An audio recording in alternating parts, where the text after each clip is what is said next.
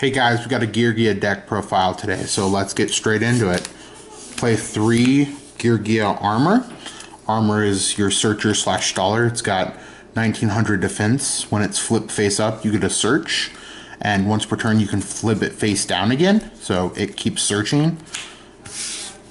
Then next, what you always search with it for is geargia accelerator. Geargia accelerator, when you control another geargia except accelerator, you can special summon accelerator, and so it makes easy rank 4 access. Next we play 3 arsenal. Arsenal gains attack equal to the number of geargias, including itself, so when it's summoned it goes straight up to 17. It also contributes itself to special geargia from the deck, so that's useful. Next we play 1 geargia augur. Augur lets you search a geargia from your deck to your hand, but you cannot special summon except for geargias, and you cannot conduct your battle phase.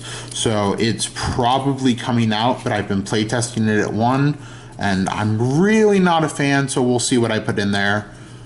The next, we play 2 MK2 and 2 Geargiano.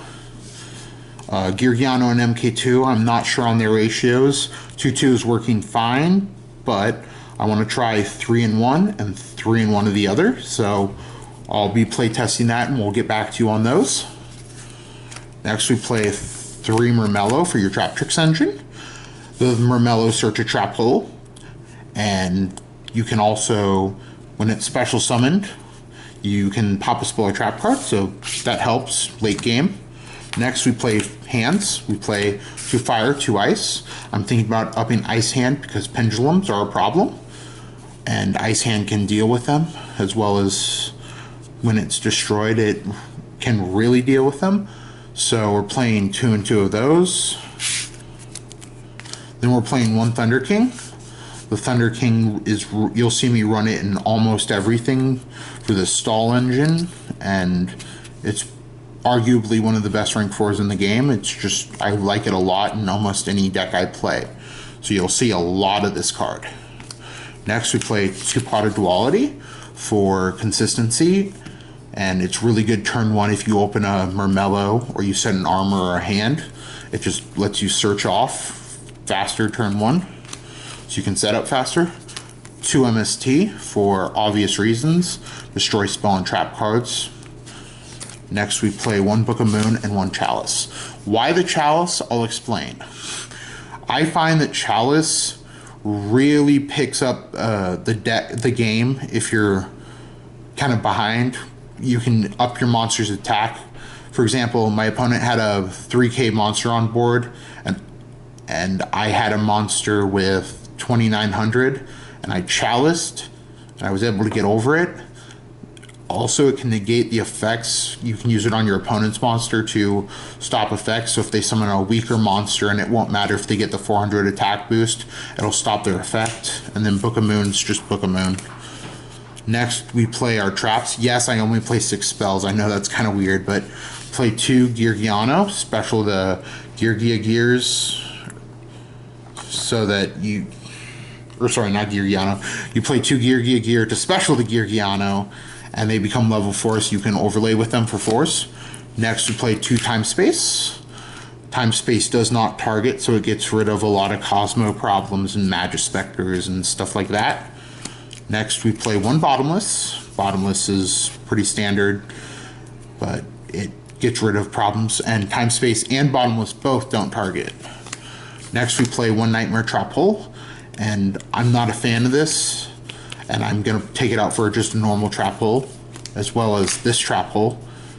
And I'll explain this trap hole right now, because a lot of times you'll go up against Monarch decks, and Monarch's Tribute Summoning is considered a normal summon. I've asked a judge, and if you can get rid of their Tribute Summon for, say, a Majesty's Fiend, Majesty's Fiend is a big problem, and it gets rid of that big problem, and that's why I play it. So I might even bump it up to 2 instead of the Nightmare Trap Hole. So it's a really good choice, and nobody sees it coming. They go, oh, I have a Majesty's Fiend, Tribute Summon, Trap Hole.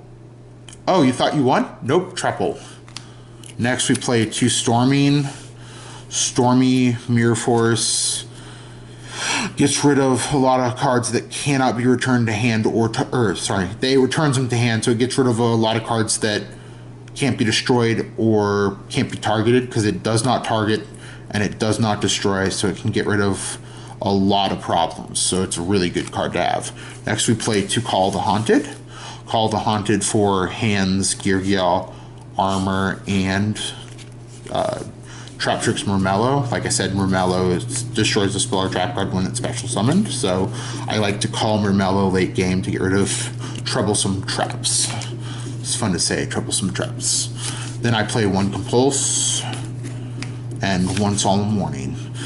There are about 12 traps, 14 if you count the Chalice and the Book of Moon, which I do, because let's be honest, when are you going to play them during your turn? You're going to set them and sit on them. So next we play 3 geargia Giant X. Gear Giant X. Searcher, 23 beat stick. It's pretty solid. We play a Giant Hand.